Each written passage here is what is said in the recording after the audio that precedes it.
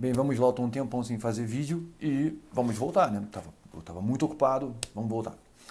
Eu tinha falado no último vídeo que a próxima etapa para quem sofre de pânico, o síndrome do pânico, os transtornos de ansiedade em geral, a terapia era completamente necessária.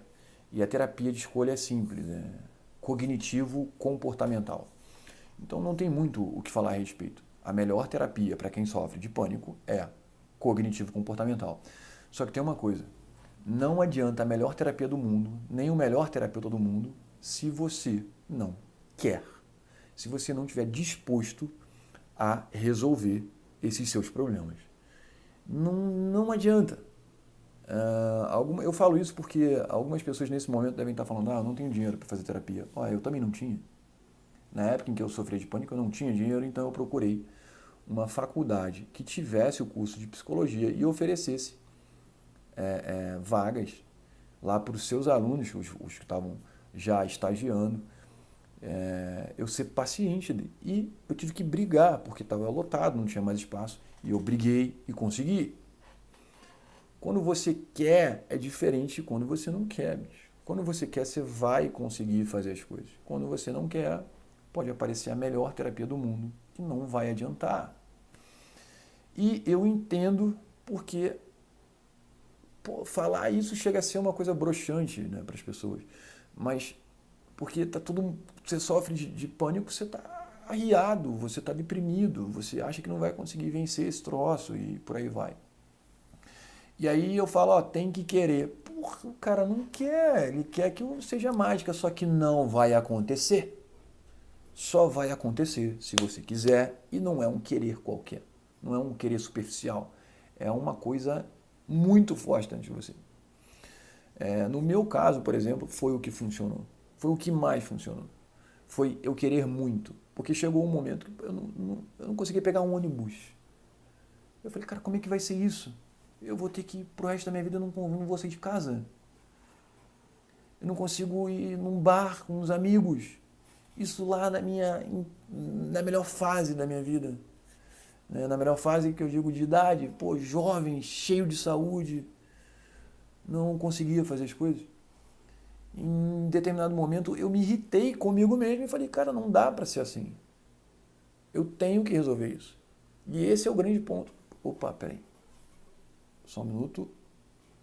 Esse é o grande ponto. É o querer, e um querer quase que sobre-humano, uma vontade, uma raiva, uma obsessão, o centro da coisa toda. Você tem que parar e falar, cara, eu tenho que resolver isso na minha vida, nada mais importa. Importa que eu tenho que me livrar disso. Enquanto eu não me livrar disso, não adianta eu querer ser qualquer coisa. Eu tenho que me livrar disso. Quando você faz esse negócio de eu quero muito, isso se torna a base. É onde todas as outras coisas serão construídas. Então, vai vir a parte de você fazer um check-up para ver se essa coisa não é orgânica, se você não tem uma doença causando isso. Então, você vai, provavelmente, na maioria dos casos, não tem, é absolutamente mental o problema. E aí você vai para a parte medicamentosa, onde eu já fiz vídeos a respeito. Os inibidores seletivos da recaptação de serotonina é a medicação de eleição, para esses casos, auxiliados por benzodiazepínicos. Eu também já fiz um vídeo a respeito, tipo o Rivotril é o mais usado. E a terapia cognitivo-comportamental vai trabalhar com você, a sua cabeça, porque foram criadas crenças. O teu cérebro acredita em coisas que não são verdades.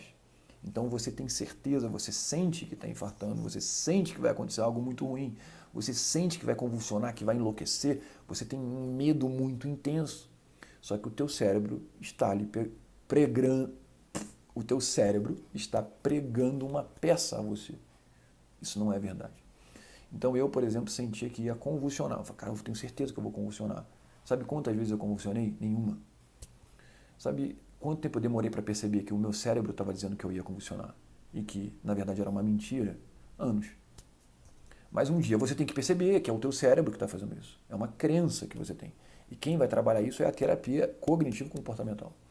Se você tiver uma vontade intensa, isso vai ser mais fácil. Agora, o que eu quero... Tudo isso, todos esses pontos ainda não são... ainda não chega no suficiente. Você ainda não alcança lá uma liberdade total. Fiquei sem a doença, não tenho qualquer resquício, não tenho nada. Porque necessariamente tem o último ponto, que talvez seja o mais difícil, o mais longo, que é o desenvolvimento pessoal. Hoje está em voga e tem um monte de coaching, um monte de gente vendendo tudo que é tipo de troço para tu se desenvolver. Mas no caso de quem tem pânico e transtorno de ansiedade em geral, o desenvolvimento pessoal ele vai ter de acontecer. Ele vai acontecer às vezes rápido, às vezes de uma maneira mais longa, mas ele tem que acontecer. Porque você vai perceber que você está sendo paralisado pelo seu medo.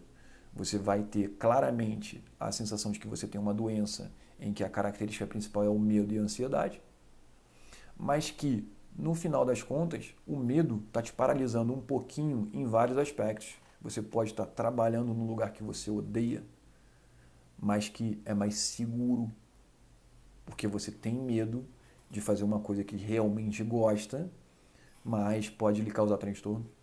Você pode entrar num relacionamento que você não está bem, mas é mais seguro, porque você tem medo de um relacionamento que você queria não dar certo. Você pode fazer um monte de coisa errada porque você tem medo do que o que você realmente quer fazer lhe cause algum dano. Então você começa a barrar várias coisas na sua vida. Você não vai para frente em nada porque você tem medo. Então você tem um grande medo que lhe causa pânico e você tem outros pequenos medos. Está na hora de acordar. Está na hora de olhar de frente. Eu anotei os meus, um a um. Escreve uma lista e coloca como título a lista mais honesta do mundo. E fale a respeito de si em itens. Coloca lá, número 1, tenho medo disso. As coisas mais profundas dentro de você. Olhe uma por uma. Na vida eu tenho medo disso, no relacionamento eu tenho medo disso, no trabalho eu tenho medo disso, na minha família eu tenho medo daquilo, nos meus amigos eu tenho medo disso. Um por um, nem 200 medos. Analise um a um e comece lentamente, devagar, a enfrentar um a um. Um a um. Se acostume a enfrentar, porque, infelizmente, eu tenho uma má notícia. O medo não vai embora. Você é que aprende a lidar com ele. Não existe grandes homens, grandes mulheres que não têm medo. Todos têm o mesmo medo. Eles aprenderam a lidar.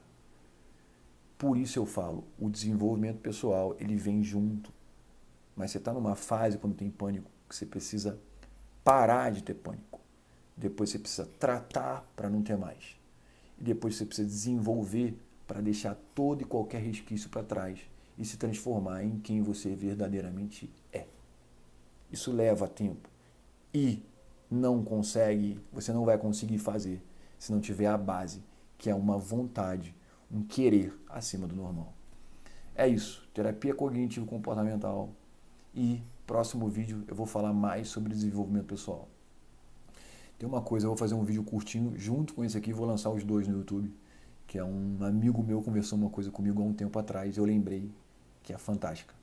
Um abraço a todos. Obrigado pelo pessoal no Instagram que me mandou: o que aconteceu? Você sumiu? Não, tá trabalhando pra caramba, cara. Fiquei muito ocupado.